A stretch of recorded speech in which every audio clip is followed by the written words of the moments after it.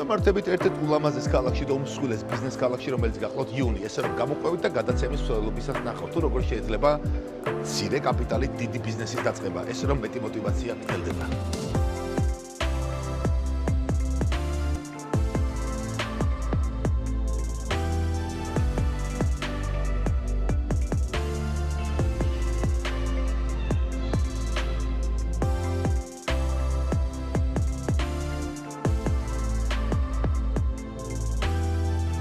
საქართველოს გამარჯობა.